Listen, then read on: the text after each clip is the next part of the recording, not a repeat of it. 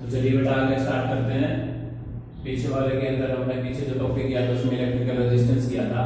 Electrical resistance को भी आगे हम बढ़ाते हैं क्या होता देखिए। तो यहाँ से हम उठा लेते हैं relation I is equal to A N E into में वी डी। ये रिलेशन हमने उठा ली थी कहाँ से? It is the relation between drift velocity and electric current. तो आपको बताया था ड्रिफ्ट वेलोसिटी का भी तो हमने एक फार्मूला ट्राई किया था E बाय m इंटू में टाउ किया था ना। E चार्ज था इलेक्ट्रॉन पे, E electric field intensity, m मास था और टाउ क्या था? Relaxation time.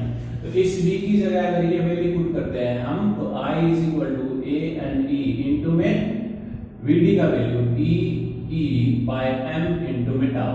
तो करंट का वैल्यू किसके बराबर आ जाता है? a n e square capital E by में m इंटू में टाउ के बराबर आ जाता है।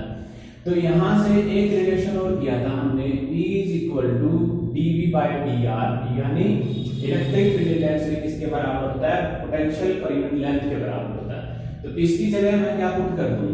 I is equal to a n e square, E की जगह मैंने पुट कर दिया v बाय l, नीचे क्या था? m इंटू में क्या था? टाउ। ये हो गया आपके पास। अब इस सारे को इधर ले आइए, उसको उधर ले आइए, तो ये ऊपर आ जाएगा ml और ये नीचे आ जाएगा इधर क्या हो जाएगा? a n e square into में टाउ। तो आपके पास इधर क्या रहेगा? v बाय i रहेगा। अब अकॉर्डिंग टू ओम्स लॉ हमने पढ़ा था v is equal to i r, और i किसके बराबर था? v बाय r, और r किसके बराबर था? v by i। अब v बाय i आ गया, इसका मतलब ये हमारे पास क्या आ गया? रेजिस्टेंस। रेजिस्टेंस किसके बराबर है? ml a n e square into में टाउ। यहां से देखिए अगर हम मास इलेक्ट्रॉन का कांस्टेंट होता है, n नंबर कांस्टेंट और charge constant, relaxation time constant, तो r किसके डायरेक्टली प्रोपोर्शनल हो गया? l बाय a के डायरेक्टली प्रोपोर्शनल हो गया। इसका मतलब ये हुआ कि हमारा जो रेजिस्टेंस है वो किस पे डिपेंड करता है? कंडक्टर की लेंथ और एरिया पे डिपेंड करता है। करता तो इन पे भी है, m पे भी डिपेंड करता है, n e टाउ इन सब पे डिपेंड करता है, लेकिन कंडक्टर की फिजिकल कंडीशन के रूप में हमने क्या फाइंड आउट किया? r directly proportional to l by a। तो इसी तरह बेटा रेजिस्टेंस का जब हमने फार्मूला ट्राई किया तो हम किसके बारे में बता सकते हैं? हम इलेक्ट्रिकल रेजिस्टिविटी के बारे में बता सकते हैं। इलेक्ट्रिकल रेजिस्टिविटी, तो इलेक्ट्रिकल रेजिस्टिविटी इसको किससे डिनोट किया था? रो से।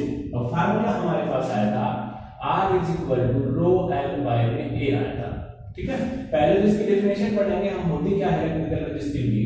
तो अब हम क्या करें बेटा, अगर कोई कंडक्टर है उसका लेंथ यूनिट मान ले और एरिया भी हम यूनिट मान ले तो R किसके बराबर हो जाएगा बेटा? R रो के बराबर हो जाएगा। तो इसका मतलब क्या हुआ? Resistivity numerically is equal to the resistance of conductor having unit length and unit area. तो हम क्या लिख सकते हैं? The resistivity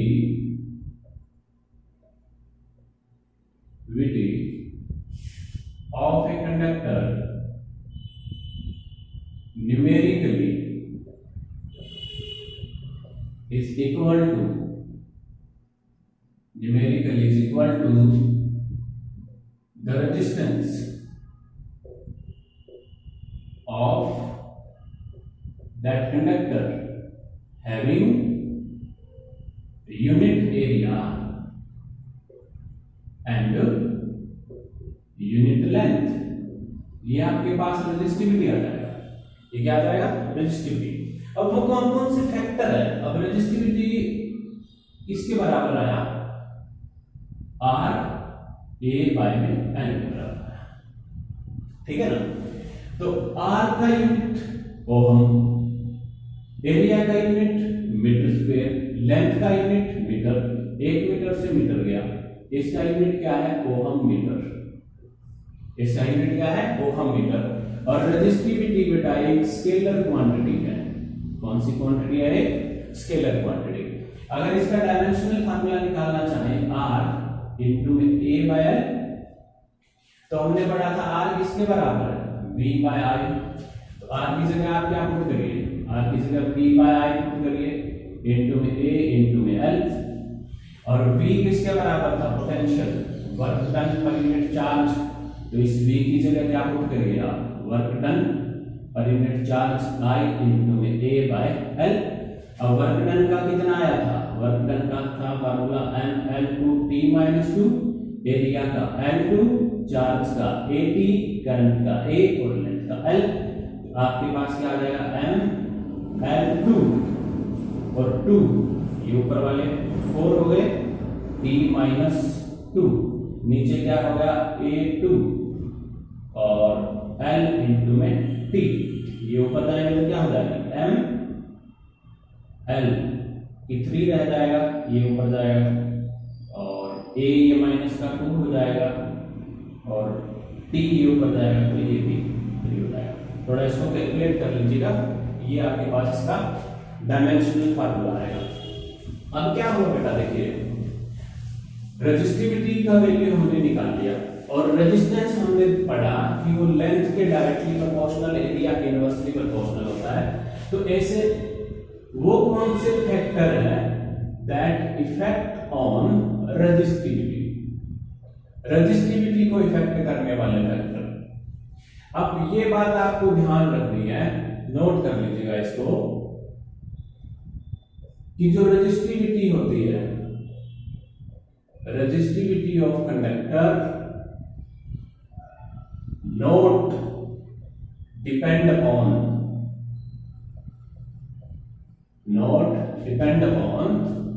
length and area. वो लेंथ पे और एरिया पे डिपेंड नहीं करती, वो डिपेंड करती है depend upon nature of material. किस मटेरियल का कंडक्टर बना हुआ है उसके ऊपर डिपेंड करती है। ये ध्यान में रखिएगा, कई बार ऐसे पूछ लिया जाता है, 4 ऑप्शन देके एक नंबर का कि रेजिस्टिविटी किस पे डिपेंड करती है, लेंथ पे, एरिया पे, किसी पे नहीं, या फिर नेचर ऑफ मटेरियल पे। तो हम इसके साथ जाएंगे, नेचर ऑफ मटेरियल के साथ जाएंगे, लेंथ और एरिया पे डिपेंड रेजिस्टिविटी नहीं करती। अब ये नहीं करती, इसका हमें पता कैसे चला, लेंथ और उसके ऊपर डिपेंड नहीं करती। तो हम क्या करेंगे, देखिए हम जो रेजिस्टेंस का फार्मूला पीछे ड्राइव किया था वो निकाल लेंगे।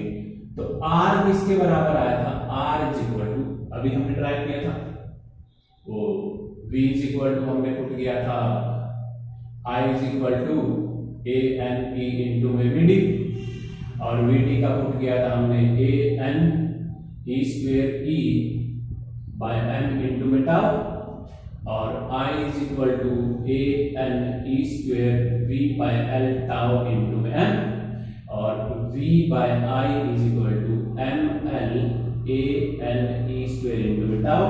ये आपके पास क्या आ गया था, R ML ANE square into में टाउ, रेजिस्टेंस आ गया था।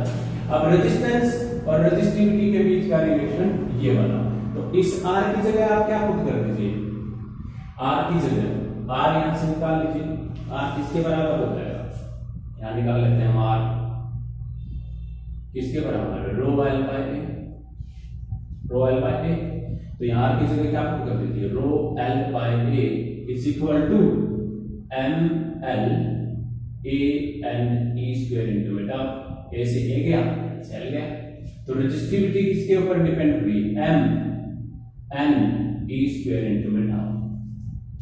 और ये मोस्टली कंडक्टर के कांस्टेंट होते हैं, यानी ये किस पे डिपेंड करते हैं, नेचर ऑफ मटेरियल्स पे डिपेंड करते हैं, नेचर ऑफ मटेरियल्स पे डिपेंड करते हैं। कौन, रेजिस्टिविटी, कौन डिपेंड करता है, रेजिस्टिविटी। समझ में आया ना ये।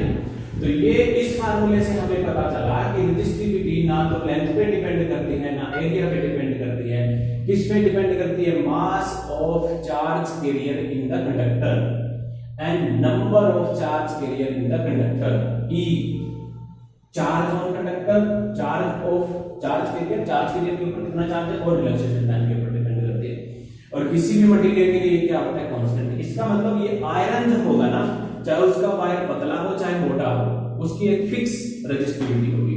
कॉपर का जो होगा, उस पूरे कॉपर का कहीं पर भी कॉपर है उसकी रेजिस्टिविटी फिक्स होगी, वो उसकी लेंथ एरिया पे डिपेंड नहीं करती, चाहे आप वायर इतना लीजिए चाहे वायर आप इतना लीजिए, रेजिस्टिविटी उसकी चेंज नहीं होगी।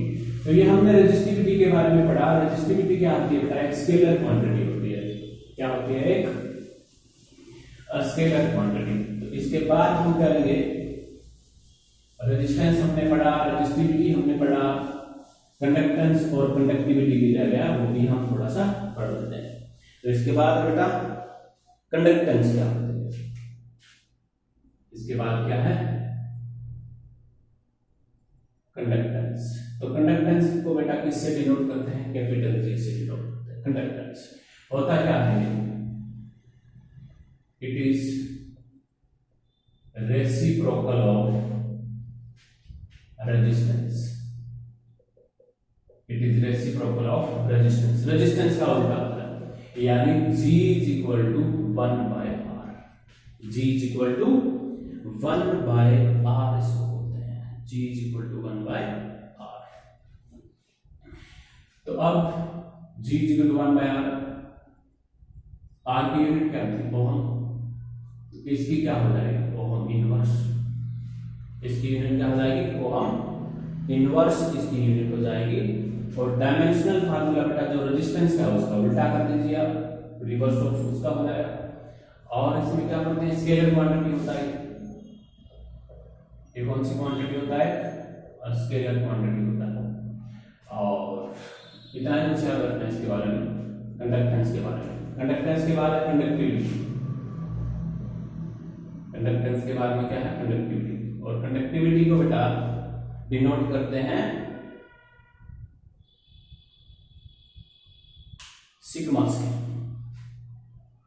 किससे डिनोट करते हैं? सिग्मा से। और इट इज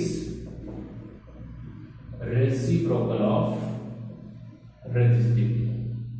ये रेजिस्टिविटी का उल्टा होता है, यानी सिग्मा इज इक्वल टू 1/2। तो ये आपके पास बेटा कंडक्टिविटी, कंडक्टेंस, रेजिस्टिविटी, रेजिस्टेंस ये सब आया। और ये हमारे पास जो टर्म्स थी इस चैप्टर के अंदर यूज होने वाली, वो सारी टर्म्स हमने कंप्लीट कर ली है। और इसके बाद हम पढ़ेंगे टेम्परेचर कोफिशिएंट ऑफ रेजिस्टिविटी। तो बेटा ये टर्म्स कंप्लीट होने के बाद में जो आगे हमारा टॉपिक है उसका नाम है कलर कोडिंग ऑफ रेजिस्टेंस।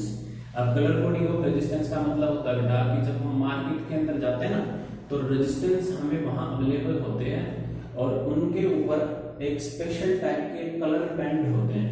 जैसे आप तो कहीं पर भी जाओगे ना, रेजिस्टेंस का वैसे सिंबल तो ये होता है, लेकिन आप मार्केट में रेजिस्टेंस लेने जाओगे तो 3 कलर यहाँ होंगे, 1 कलर यहाँ होगा, ऐसे कलर होते हैं।